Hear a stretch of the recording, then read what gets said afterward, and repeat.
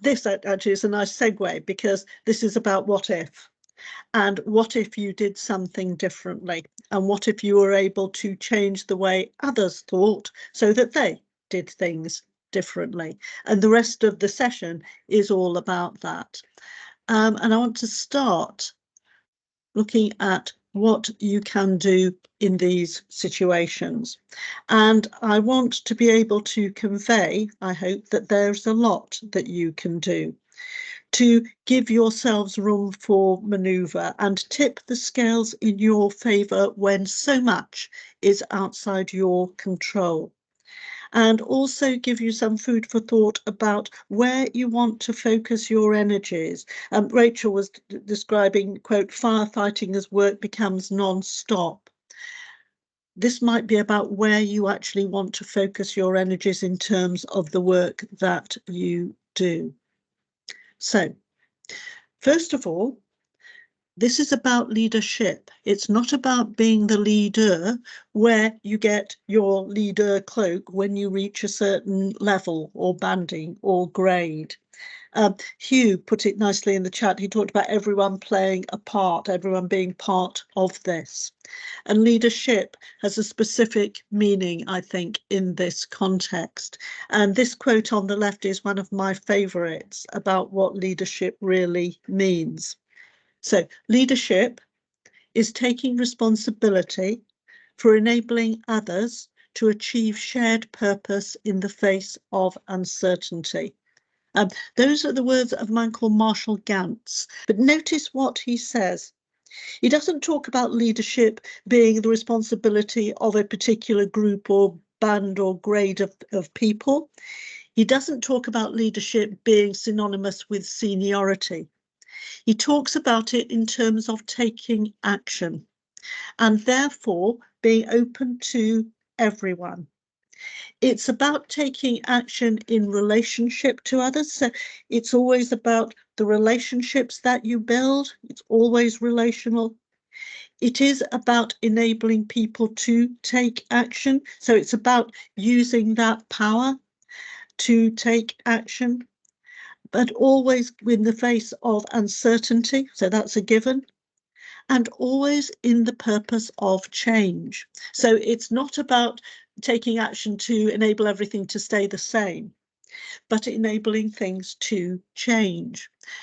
Systems are not set in stone. Always see yourselves as having the power to change people and change institutions and cultures through influence. And you can have influence wherever you are. And you are the right people to be doing this work, okay? Please do not have imposter syndrome about any of this. You and your teams are absolutely the right people to be doing this work. And the way you do this work is by using approaches and ideas that have been developed precisely to help you lead and find a way through in complexity. Systems leadership is all about doing what is real. So doing what is small and practical and doable for you. There's sometimes an acronym called CIA. It's nothing to do with the American CIA. So imagine a set of concentric circles. In the middle is a small circle with C. That's control. Do what's in your control. The one around it, slightly bigger, I. Influence. Do what you can influence. And then there's the much bigger circle around it, which is A, accept. You can worry about that. Worry about it honestly for half an hour a week, then park it, because it's still going to be there to worry about, the following day. But do what is within your span of control or influence. And frankly, that can feel a bit disappointing. It can feel a bit unglamorous. It can feel a bit mundane. But I'm already doing this. Yeah, that's fine. You are practicing systems leadership. That's exactly what it is.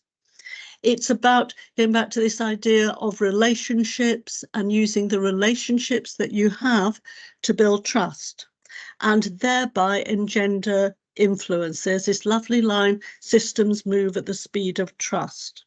Allow for emergence. So what I mean by that is you allow for things, you react to things as they actually happen rather than just trying to brush over them. So you're much better off taking a couple of steps, seeing where you are, then deciding what your next move should be. And think about not just who's in your department, who's in your organisation, who's in your sector. Think in terms of networks of people. So start with shared purpose. Don't be tempted to start with governance or terms of reference or structures. Start with purpose. Purpose is not the same as a mission statement. It's not synonymous with a mission statement. It's not something you write on a wall, or even worse, write down somewhere and then put in a drawer and forget. It's much more about something that is real to you and a coalition of the willing around you, a few people who think the way you do and want to work together on some aspect of what you want to work on. You look at it through the lens of 3 questions. You ask yourselves, what is it we want to do? Why do we want to do it? And the why is as important as the what. And what are the benefits going to be for us, for our teams, for service users, for communities, for patients, for anyone else?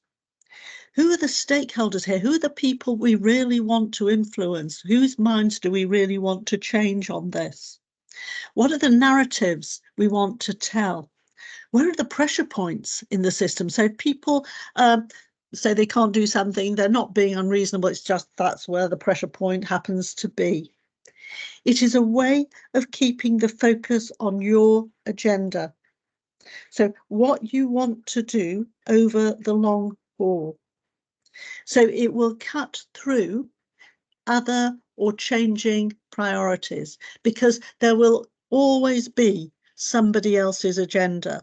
There will always be somebody else's plan or strategy or something that needs attention to. And you can get into a position where you're just reacting or you're just reverting, especially if there's so much to do. You just get on that hamster wheel and you can end up losing sight of what it is you want to do in the first place. So this is your sheet anchor. This is your guide rope to keeping the focus on what it is you want to do.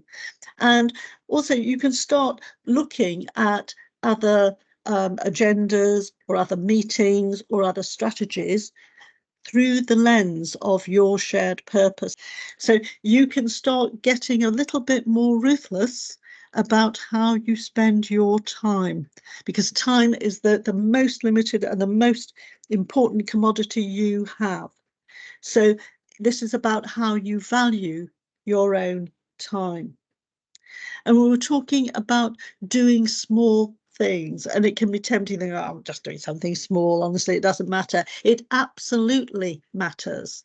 Never underestimate the power of small steps if they are allowed to accumulate over time. And by way of illustration, I wanted to give an example from the US. This is a podcast. Have a listen to this afterwards. It's a podcast called Pod Save America. They had a few years ago an interview with a lady called Stacey Abrams.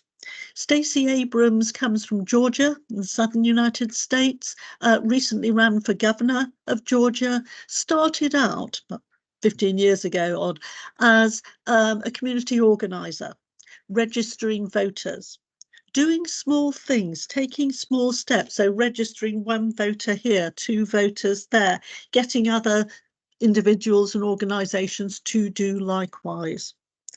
Over time, over a decade, she and colleagues registered over 700,000 new voters. And because of that, when Georgia came to vote for its new senators in 2021, for the first time in decades, they voted for 2 Democrat senators rather than Republicans.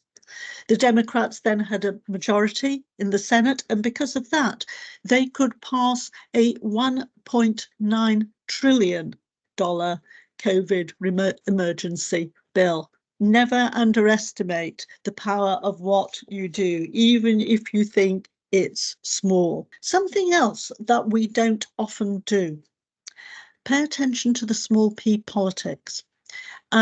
People somehow feel this is kind of beneath them. It's really not. It's really important. And it's quite often unspoken or covert or implicit. But politics here is how people use power to achieve preferred outcomes.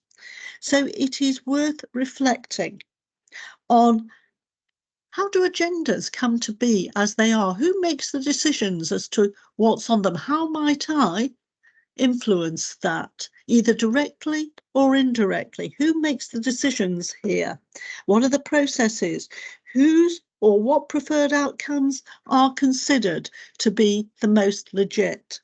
And who are the people who know? Who are the people who can help me in these situations? It is really worth thinking about who your Sherpa might be in these situations as well. Who is the person who can kind of guide you through? Because Dr. Robert Marshak, who wrote this lovely article, Covert Processes at Work, notes that because these processes are covert, you need someone on the inside to help guide you through. You might have rules and terms of engagement, but often they will be nothing to do with reality. But it is worth thinking about this, again, before you get in the room, before you actually turn up at the meeting. There are ways of behaving that really help in these situations. About a decade ago, the Leadership Centre and others commissioned national and international research as to what actually helps in these situations. And on the left here is a link to the summary paper. It's only 12 pages. It absolutely repays reading. It's a few years old now, but it is still absolutely relevant. And a few things. First of all, notice this is about practicing leadership. It's not about being the leader. And also, I sometimes describe it as being leadership for introverts. So it's as much, if not more, about being thoughtful and reflective and standing back and supporting and enabling other people, as it is, being the extrovert leader with jazz hands, leading from the front. And there are behaviours that really help. So, absolutely fine to ground things in your values. I suspect all of you are in your jobs, not because they are jobs, but because this is what you want to do. This is what you think is the right thing to do. Fine to ground things in your values. Values in your shared purpose will see you through the long haul, especially in the face of changing policies or guidance or personnel, or where you have multiple, sometimes even contradictory priorities and plans. It's worth thinking about values in terms of what's my walk away point as well, because actually you might need that. Otherwise you can end up, going down a very, very dark road. Stand back a bit. Can you make time for an observing eye? Can you allocate a little bit of time for reflective practice? I know someone in the NHS who has a wonderfully passive-aggressive attitude to this, just blocks off bits of time in their diary and just puts in busy. This is being seriously busy on the right things. So just taking a little bit of time to stand back a bit or sit back a bit and get off the dance floor and onto the balcony. When you're on the dance floor, you're doing lots and lots of work, you're dancing with lots of people, different dances. Get onto the balcony, you can start seeing who's dancing with whom, who isn't dancing with whom, who needs to be introduced, who's outside not even being let in by the bouncers. I will stop this metaphor in a moment, but you see what I mean. Make a bit of time for reflective practice if you can, just 15 minutes a week. It is absolutely real work when you are dealing with complex issues. It's about supporting and enabling people to try out new things, allowing other people to step up and deliver and making sense of things for them. And as a corollary, It's worth asking, what's my ask of my line manager to just hold the umbrella over me whilst I, with others, try out something new. And if you do these things, if you behave in these ways, you can end up in some very different situations and with some very different outcomes to the ones you might originally think of. And just by way of illustration, something from Calderdale, and it involves both public health and it involves getting people moving more. In this case, the people were school children, especially school girls, especially at secondary school level. People did a lot at primary school, and then, of course, it fell off a cliff. So the Health and Wellbeing Board and Public Health team originally thought, what shall we do? We know best. We will therefore offer aerobics and Zumba, because obviously that is what the schoolgirls will want. And we will write to the parents and the guardians accordingly. Then they had a real epiphany and they started applying systems leadership approaches. They asked, who isn't in the room here? Who hasn't been involved in this process? And of course, the schoolgirls themselves had not been involved. So they brought them in. They trained the schoolgirls in research methods and got them to do the research as to what would actually be popular here. And the result was not aerobics and Zumba. The result was taekwondo and boxercise, and that is still happening in Calderdale. It's still popular, it's still felt as owned by the people for whom it was designed, and crucially, it's something that they would never have got to had they just gone down traditional routes. And it is money much better spent than doing something because you think it's the right thing to do and then it turns out that it's not. So if you're looking to spend money wisely where money is tight, honestly, using systems leadership approaches can really help here. So systems leadership, do what is small and practical and doable for you. Base it around relationships and the trust that you can thereby build and the influence you can thereby have. Think about short-term planning, so you allow for what emerges and the reality of that. Think in terms of networks. Think in terms of this being about leadership. So it is always done in relationship to others and always in the service of change. Absolutely start with shared purpose as your foundation and guide rope.